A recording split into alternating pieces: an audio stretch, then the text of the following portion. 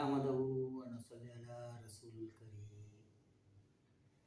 چہرے کے رنگ کو سرخ کرنے اور رونق اور چمک کو بحال کرنے کے لیے ایک ایسا شاہی نسخہ ہے جو بیگمات کے لیے، بادشاہوں کے لیے، شہزادوں کے لیے، شہزادیوں کے لیے، وزیروں کے لیے حیدرآباد دکن کے شاہی خاندانوں میں استعمال ہوتا تھا، اور ہمارے شاہی بیاس سے آج عوام الناس کے لیے میں اس کو عام کر رہا ہوں۔ اور اس کے کرنے کا مقصد یہ ہے کہ اس مہنگائی کے دور میں لوگ خود اپنے طور پر کسی اچھے مستند طبیب سے، اچھے مستند پنسار سے مشورہ کر کے، اوزان اور پیمائش کا پورا خیال کر کے، اصلی اور ایک نمبر چیزوں کو دیکھ کر اس کو خود بنائیں، خود استعمال کریں، اور اس کو استعمال کرنے کے بعد اگر اس سے فائدہ ہو تو پھر صدقہ جاریہ کے طور پر اس کو شیئر کریں، لائک کریں، اور اس کو سبسکرائب کریں۔ تو انشاءاللہ تعالیٰ جب تک لوگ اس سے فائدہ اٹھاتے رہیں گے، آپ کے حصے میں اس کا ثواب جاری رہے گا اور آپ کے لیے ثواب جاریہ رہے گا۔ تو اس کے لیے ہمیں کیا کرنا ہے؟ سب سے پہلے ہمیں زوفائے خشک لے لینا ہے۔ زوفائے خشک جو ہے ایک بہترین بوٹی ہے جو زمین پر مفروش ہوتی ہے، اور اس کے پتے مردن جوش کے پتوں سے مشابہ، خوشبودار اور مزے میں تلخ ہوتے ہیں، اور ہر ایک شاخ کی گرہ پر زردی مائل پھول ہوتے ہیں۔ اس کی میں نے پہچان بتائی ہے، اس پہچان کو مد نظر رکھتے ہوئے اس کو 60 گرام کی مقدار میں لے لیں انشاءاللہ تعالیٰ۔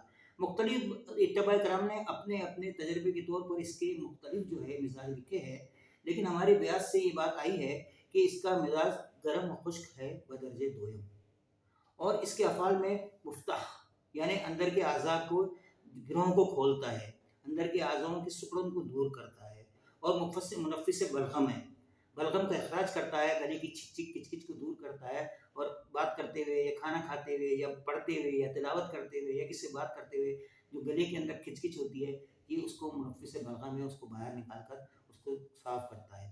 اور محلل اورام بھی ہے، جسم کے اندر کی جتنی سوجن ہے، سوائلنگ ہے، اور جتنے اورام ہیں ان سب کو دور کرنے میں معاون ثابت ہوا ہے، اور کاثر ریحہ بھی ہے، ریحہ کا اخراج کرتا ہے، محسن خوبی ریحہ کو ظاہر کرتا ہے، اور اس کے ساتھ جلا بخشتا ہے، اندر کے اعضاء کی جو سکڑن ہیں ان کو دور کر کے ان کے اندر روانی پیدا کرتا ہے اس کے اندر، اور چہرے کے رنگ کو صاف کرتا ہے، چہرے کے رنگ کو جلا بخشتا ہے، اور داغ دھبے اور اس قسم کے دوسرے کیل مہاسے اور اس قسم کی چیزوں کو دور کرنے میں مفید ثابت ہوا ہے۔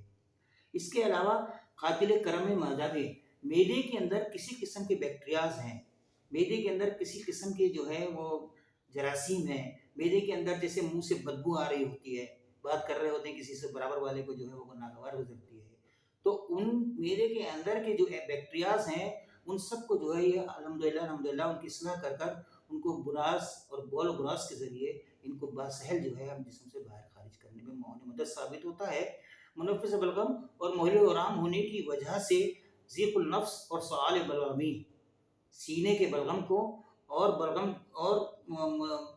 ضیق النفس، دم کا گھٹنا، سانس کا گھٹنا، ڈسٹ سے الرجی جس کو کہتے ہیں، الرجی والی کیفیت کے اندر ذات الریہ، نزلہ اور زکام میں مدبوہن مستعمل ہے، یعنی اس کے لیے جیسے ہم اسٹیم لیتے ہیں اس طریقے سے اس کو بھاپ لی جاتی ہے، اور مختہ ہونے کے بعد استسقاء اور سدہ جگر میں بھی استعمال کیا جاتا ہے۔ ہاں، جگر انسانی جسم کا بہت اہم آرگن ہے، یعنی ہمارے دل، دماغ، جگر اور اعضاء تناسلیہ میں تیسرے نمبر پہ یہ جگر ہے۔ جگر کی جو کیفیت ہے وہ ہمارے آرگنس میں یہ اعضاء رئیسہ میں سے ایک بڑا اعضاء ہے، تو اس کے جو سدے ہوتے ہیں ان کو یہ کر کے جگر کو اپنے نارمل کیفیت میں، اپنی طبعی کیفیت کے اندر لانے میں معاون ثابت ہوتا ہے۔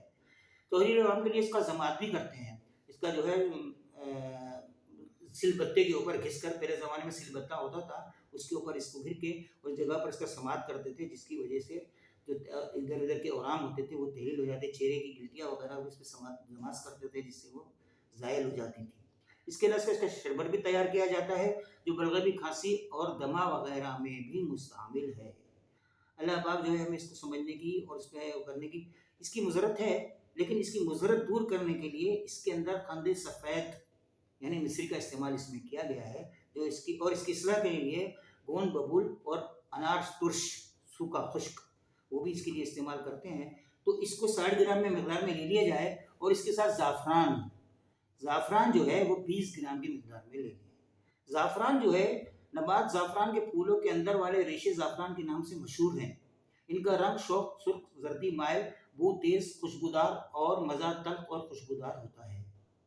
اگر زعفران کو پانی میں حل کیا جائے تو گہرا زرد رنگ پیدا ہو جاتا ہے. زعفران کا پھول ایک قسم کے پھول سے مشابہ ہے اور اس کی جڑ پیاز کے مانند ہوتی ہے.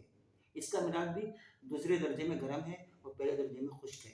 زعفران قابض، مولد اورام، جعلی، قلب و دماغ اور جگر کو بے انتہا قوت بخشنے والا جو ہے ایک پھول ہے. اس کے علاوہ اس کی سب سے بڑی کیا ہے، بدن کو تقویت پہنچاتی ہے، قوت باق کو تحریک دیتی ہے اور دوسری ادویہ کے ہمراہ شامل کرنے سے اس کی قوت کو قلب و دماغ تک پہنچا دیتی ہے. یعنی دواؤں کو ان کے اپنے مقام تک پہنچانے کے لیے دل و دماغ کو متحرک کر دیتی ہے، اس کو جو ہے وہ کر دیتی ہے، جس کی وجہ سے بہت جلد پہنچ جاتی ہیں. گردوں اور زخموں پر مدر بال اور مدر ہیس کا بھی جو ہے اس کی تاثیر ہے. اور اس کو بعض اورام میں خصوصاً ورم جگر، ورم رحم وغیرہ میں اس کی صلاح سے شامل کر کے سماعت کرتے ہیں اور ذوف بصر میں تنہا یا دوسری ادویہ کے ساتھ کھڑ کر کے آنکھوں میں اس کے ڈالتے ہیں. دل و دماغ کو اور جلد کو اثر پہنچاتے ہیں. اور اس کا سب سے خاص جو نفع ہے یہ ارواح انسانی جسم کے لیے کہ ارواح کے لیے مفرح ہے. اس کو انٹرٹینمنٹ ڈیلیشیس بول سکتے ہیں، انٹرٹینمنٹ ڈیلیشیس کرتا ہے اور دواؤں کی اصلاح کے لیے بھی استعمال کرتا ہے. اس کی بھی مضر اثرات ہو سکتے ہیں لیکن اس کی اصلاح کے لیے انیسون ہے. انیسون سکنجی زرشک وغیرہ اس کی وہ ہوتی ہے. اس کی مقدار بھی خوراک 1 سے 2 ماشے، لیکن ہمیں اس نسخے کے اندر اس کو 20 گرام میں لینا ہے. 60 گرام میں زوفہ لینا ہے، 20 گرام میں زعفران لینا ہے اور 30 گرام میں ہم انیسون لینا ہے. انیسون کی جو خوبی ہے وہ بے انتہا جو ہے بے انتہا اس میں استعمال ہوتا ہے. مفتہ ہے، قاصر ریا ہے، مسکن اوجا ہے، ذوف برغم ہے، مدر بول اور حض مدر شیر ہے. یعنی ماں کے سینے میں ماں کے دودھ کو بنانے میں بہت اہم جو ہے مفید ثابت ہوا ہے. اس کے تخم بادیان سے چھوٹے چھوٹے تخم ہوتے ہیں اور ان کی بو خوشگوار اور مزہ کسی قدر تلخ اور تیز ہوتا ہے. مزاج بھی اس کا گرم اور خشک دوسرے درجے میں.